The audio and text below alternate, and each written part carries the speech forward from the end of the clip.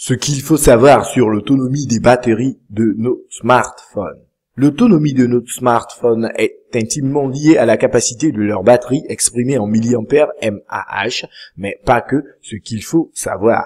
Les fiches techniques des smartphones sont désormais lestées de la mention de l'ampérage de leur batterie lithium-ion. En milliampères mAh, celle-ci varie d'un appareil à l'autre. De 1500 mAh pour un basique mobile jusqu'à 2600 mAh pour un smartphone comme le Galaxy S4 de Samsung. Mais suffit-il qu'un téléphone ait une capacité de batterie importante pour que son autonomie le soit également? Il faut être prudent face à ce qu'indiquent les constructeurs. Prévient Alain Serran, responsable produit division mobile chez LG France. Une question d'usage. Explication.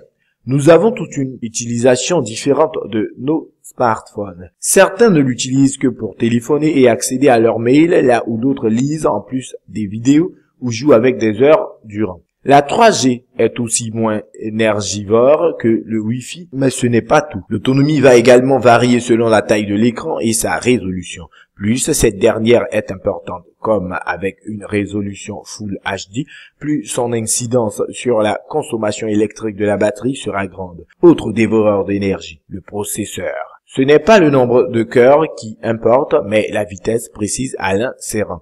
Conséquence, un smartphone est un grand écran Full HD, mais avec un petit processeur fonctionnera en sur-régime et consommera beaucoup d'électricité. Autre impact enfin, le nombre de réseaux supportés. La 4G devrait elle aussi largement solliciter les batteries. Trouvez le bon compromis.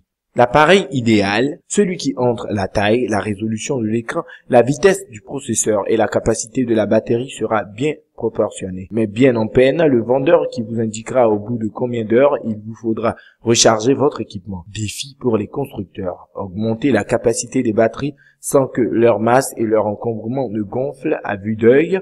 Autrement dit, augmenter leur densité. Car selon les marques, on pourrait déjà atteindre 6000 mAh. Mais notre smartphone ressemblerait à de véritables parpaings. D'ici là, le 3000 mAh serait pour bientôt.